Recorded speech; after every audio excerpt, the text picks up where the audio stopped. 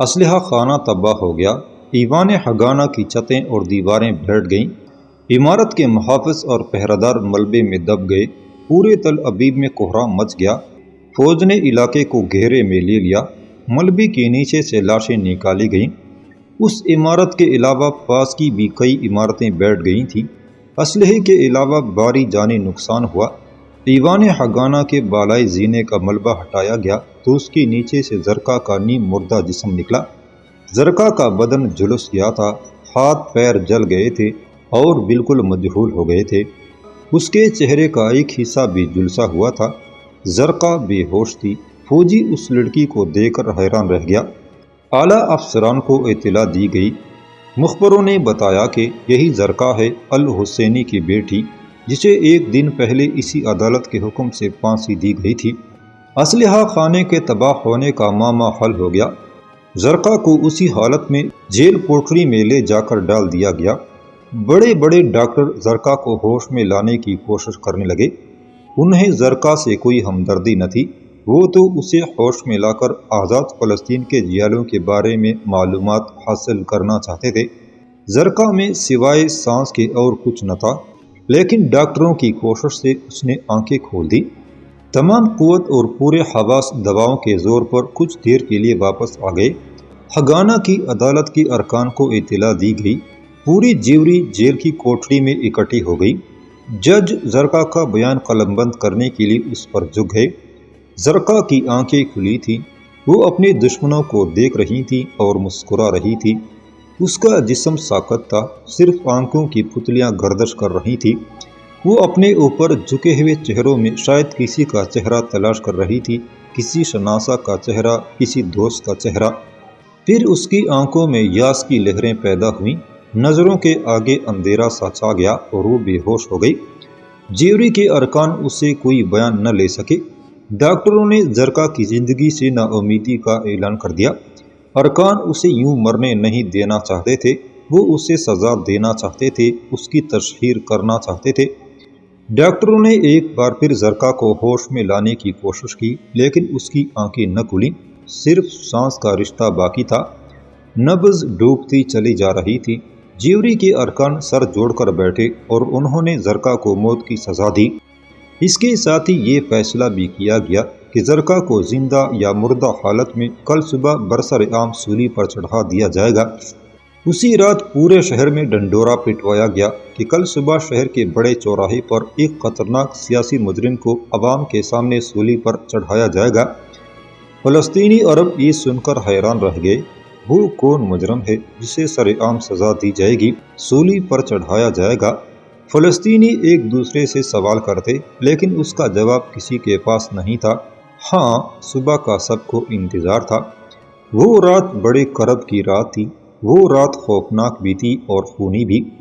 آدھی رات ختم نہ ہوئی تھی اور آہستہ آہستہ گزر رہی تھی۔ اس کی رفتار سست ہو گئی تھی، اسے ابھی ایک خونی منظر دیکھنا تھا۔ نصف شب کے بعد زرقا کی کوٹری کے سامنے ایک شخص نمودار ہوا، ایوان حگانہ کا کارندہ شمائل۔ شمائل کے ہاتھ میں ایک خوان تھا جس پر خوان پوش ڈھکا تھا۔ پہرےداروں نے شمائل کو پہچان لیا، لیکن اس وقت اسے وہاں دیکھ کر حیران ہو گئے۔ مجرمہ کو باہر نکالا جائے، شمائل نے پورے روب سے پہرےداروں کے پاس پہنچ کر انہیں حکم دیا۔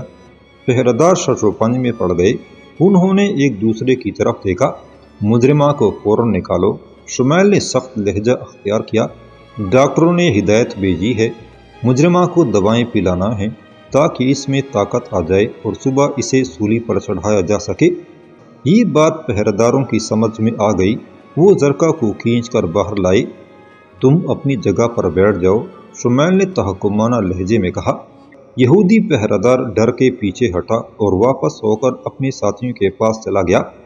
شمائل نے پہرےداروں کی طرف پشت کر کے لبادے کے اندر سے جسم سے لگی ہوئی رائفل نکالی اور اسے زرقا کے برابر رکھتے ہوئے زرقا پر جھک گیا۔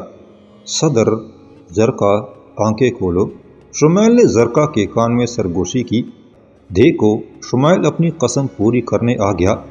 شمائل کی آواز نے کیمیا کا کام کیا، زرقا کے جسم میں جان سی آ گئی، اس نے اپنی آنکھیں کھول دیں۔ تم شمائل؟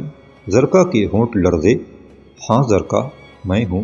کل صبح کو تمہیں سولی پر چڑھایا جائے گا۔ عدالت نے فیصلہ کر دیا ہے، شمیل نے آہستہ سے کہا اور رائفل اٹھا لی۔ مگر تم، شمیل تم، زرقا کی آواز ڈوبنے لگی۔ میں تمہیں سولی چڑھتے نہیں دیکھ سکتا، شمیل نے فیصلہ سنا دیا۔ میں تم سے پہلے شہادت حاصل کروں گا، تمہارے سامنے اور تمہاری موجودگی میں۔ شمیل جاؤ، اپنی زندگی بچاؤ۔ زرقا نے آخری ہچکی لی اور اس کی آنکھیں ہمیشہ کے لیے بند ہو گئیں۔ زرقا، شمیل زور سے چیخا اور اس نے دیوانگی میں زرقا کا سر جھنجھوڑ ڈالا۔ پہرےداروں نے حیران ہو کر ادھر دیکھا۔ اس کے ساتھ ہی شمیل کی رائفل نے گولیاں اگلنی شروع کر دی۔ 6 کے 6 پہرےدار گولیوں کا نشانہ بن گئے۔ گولیوں کی آواز سن کر جیل کے دوسرے پہرےدار اور محافظ بھاگ کر وہاں پہنچے۔ اس کے ساتھ ہی خون میں لت پت پڑے تھے۔ وہ حادثے کی نوعیت کو سمجھ بھی نہ پائے تھے کہ ان پر گولیاں برسنے لگیں۔ وہ آڑ لینے کے لیے ادھر ادھر بھاگے۔ اس کوشش میں ان میں سے کئی مارے بھی گئے۔ دم کے دم جیل کے اندر شور مچ گیا کہ آزاد فلسطین کے آدمیوں نے جیل پر حملہ کر دیا ہے۔ پولیس اور فوج کی گاڑیاں جمع ہونے لگی۔ جیل کو چاروں طرف سے گھیر لیا گیا۔ پھر فوجی اسی طرف آہستہ آہستہ بڑھے جہاں 6 پہرےداروں کی لاشیں پڑی تھیں۔ شمیل نے خوان پوش ہٹا کر گولیوں کی پیٹیاں اس میں سے نکال کر کمر میں لٹکا لی۔ اب وہ ایک ستون کی آڑ میں کھڑا تھا اور اس کی رائفل چاروں طرف گولیاں بکھیر رہی تھیں۔ فوجی اسے گھیر کر آہستہ آہستہ دائرہ تنگ کر رہے تھے۔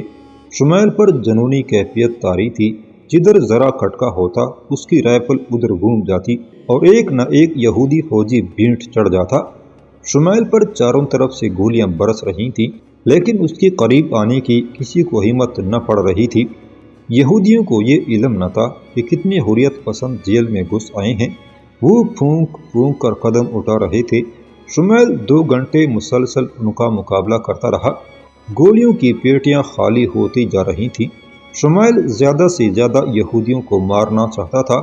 وہ اس میں کامیابی ہوا، لیکن اس کوشش میں کئی گولیاں اس کے ہاتھ، پیروں اور جسم میں بھی پیوست ہو گئیں۔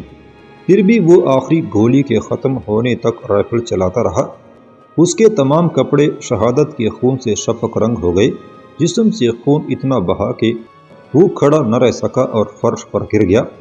شمیل کے اعضاء جواب دینے لگے۔ وہ گھسٹتا ہوا زرقا کی طرف بڑھا اور لرزتی ہوئی آواز میں بولا، دیکھو زرقا، میں نے اپنی قسم پوری کر دی۔ میں نے تمہارے سامنے شہادت پانے کی آرزو کی تھی، میری آرزو پوری ہو گئی۔ میں نے ماں باپ کا بدلہ لے لیا، میں نے تمہارا بدلہ لے لیا۔ کاش کچھ اور گولیاں ہوتی۔ میں شمیل کی گویائی اس کا ساتھ چھوڑ گئی۔ وہ زرقا کے قریب بھی نہ پہنچ سکا اور اسے 4 فیٹ کے فاصلے پر پہنچ کے جان آفرین کے حوالے کر دی۔ زرقا کا روح عالم بالا سے یہ منظر دیکھ رہی تھی۔ شمیل کی طرف سے گولیوں کی آواز بند ہوتی ہی فوجی بڑھتے ہوئے اس کے پاس پہنچ گئے۔ شمیل، ایک یہودی کے منہ سے نکلا اور تمام فوجی جھک کر شمیل کی لاش کو دیکھنے لگے۔ وہ حیران تھے کہ شمیل نے ایسا کیوں کیا۔ ایک یہودی کا آزاد فلسطین کے نمائندوں سے کیا تعلق ہو سکتا ہے؟ وہ کچھ نہ سمجھ سکے اور یہ راز ایک زمانے تک راز ہی رہا۔ صبح کو میدان میں تل ابیب کی تمام عرب آبادی جمع ہو گئی۔ وہ اس حریت پسند کو ایک نظر دیکھنا چاہتے تھے جس کو سولی چڑھانے کے لیے اسرائیلی حکومت نے اہتمام کیا تھا۔ دراصل یہودی زرقا کو سر عام پھانسی دے کر حریت پسندوں کے حوصلے پست کرنا چاہتے تھے۔ زرقا کے مردہ جسم کو اسٹریچر پر ڈال کر پھانسی کے تختے پر لایا گیا۔ پھر 4 آدمیوں نے اسے اٹھا کر پھانسی کے پھندے میں لٹکا دیا۔ لاش پھندے میں جھول گئی۔ زرقا، ایک آواز ابھری، زرقا، حریت پسند زرقا، فلسطینیوں کی آن زرقا، آزادی کی شمع زرقا۔ زرقا، زرقا کی آوازوں سے پورا میدان گونج اٹھا۔ آج زرقا ہم میں موجود نہیں، لیکن 18 مئی 1948 کو اس نے جان دے کر عزم و ہمت، استقلال و پامردی اور آزادی کا جو چراغ جلایا تھا، جس ترانے کی بنیاد رکھی تھی، وہ چراغ بعد مخالف کے جھونکوں میں آج بھی روشن ہے۔ وہ ترانہ آج بھی پورے عالم اسلام میں گونج رہا ہے۔ زرقا نے جان دے کر ہزاروں زرقائیں پیدا کر دیں۔ زرقا کی آواز شنیلا اور صابرہ کے کیمپوں میں گونجی۔ زرقا کی آواز 20 لاکھ فلسطین مہاجرین کی آواز ہے، اور آج زرقا کی آواز، اس کی لگن، اس کا جذب حریت ایک نئے روپ میں ڈھل گیا ہے۔ اس نے ایک نیا پیکر اختیار کیا ہے۔ ختم شد۔ نیکسٹ، سلجوقی ساحرہ۔